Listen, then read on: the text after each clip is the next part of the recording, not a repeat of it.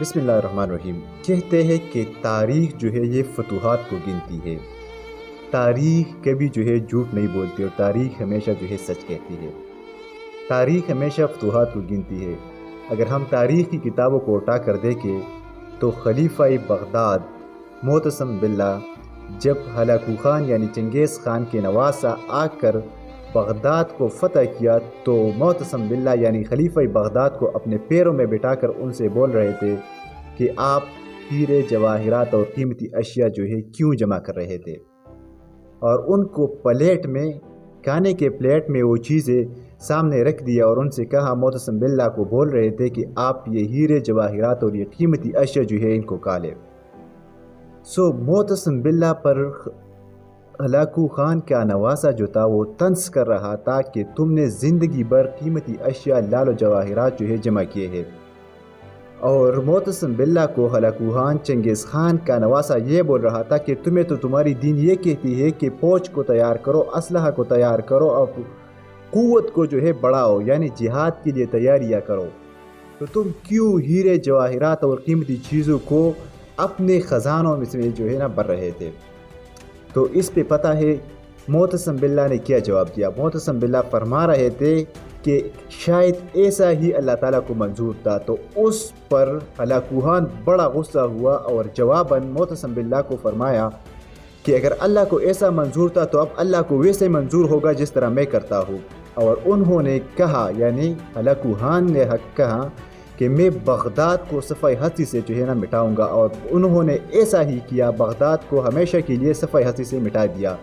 کہ بغداد تو پھر آباد ہو جائے گا لیکن یہ ویسے بغداد نہیں ہوگا جیسا اب ہے۔ اگر ہم تاریخ کی کتابوں کو اٹھا کر دیکھیں اور اسلامی روایات کو اٹھا کر دیکھیں تو ہمیں ہر جگہ ملے گا کہ حضرت محمد صلی اللہ علیہ وآلہ وسلم کے گھر میں فاقے ضرور ہوتے تھے لیکن دیوار پہ تلوار ہمیشہ جو ہے لٹکی رہتی تھی۔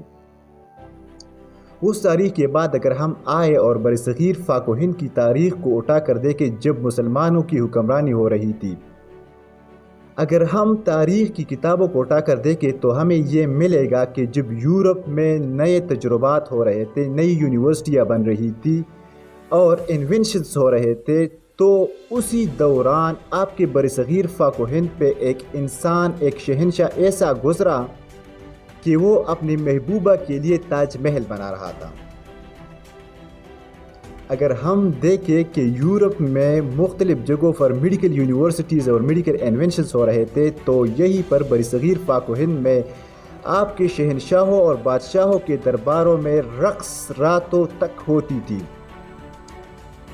شہنشاہوں کے درباروں میں ہمیشہ جو ہے شعر و شاعری، رقص ہوتا تھا، مختلف قسم کے کھانے ہوتے تھے، اور لال و جواہرات اور قیمتی چیزوں کو اپنانا جو ہے یہ شاہی پیشہ جو ہے بن گیا تھا۔ اسی لیے کہتے ہیں نا کہ تاریخ جو ہے یہ ہمیشہ فتوحات کو گنتی ہے۔ تاریخ کو کوئی فرق نہیں پڑتا کہ کسی بادشاہ کے پاس کتنا مال و دولت تھا، کسی بادشاہ کے پاس کتنے لال و جواہرات تھے، کوئی بادشاہ جو ہے کتنا اچھا کپڑا اور کھانا اور چیزیں جو ہے استعمال کرتے تھے۔ تاریخ یہ نوٹ کرتی ہے کہ کون سا بادشاہ کس ٹائم میں آیا اور انہوں نے کتنی جگہوں کو فتح کیا اور انہوں نے کتنی ٹائم تک حکومت کی۔ اگر ہم اسلامی تاریخ کو دیکھیں تو چھوٹے سے مدینے کا ریاست سے اسلام کا حکومت پھیلتے ہوئے آپ کے سندھ تک آیا تھا اور آپ کے پورے علاقے میں جو ہے چایا تھا، جنہوں نے روم کے دیواریں جو ہے نا کام رہے تھے اس ٹائم اس سے۔ یہ کیوں ممکن ہوا؟ کیونکہ جب تک اسلام اور مسلمان جو ہے اسلحے سے مالا مال تھے، جہاد کے ساتھ جو ہے ان کو محبت تھی، اپنے دین کے لیے کھڑے ہونے کا ہمت تھا، تب تک جو ہے مسلمان تھا اور وہ فتوحات میں جو ہے ہمیشہ آگے ہوتا تھا۔ لیکن جب ہم اسلام سے دور ہوتے گئے، جب ہمارے بادشاہوں، شہنشاہوں اور لیڈروں کا مقصد جو ہے تاجوں میں ہیرے اور جواہرات کو نمایاں رکھنا، اپنی چیزوں یعنی مفادات کو حد سے زیادہ کر دینا اور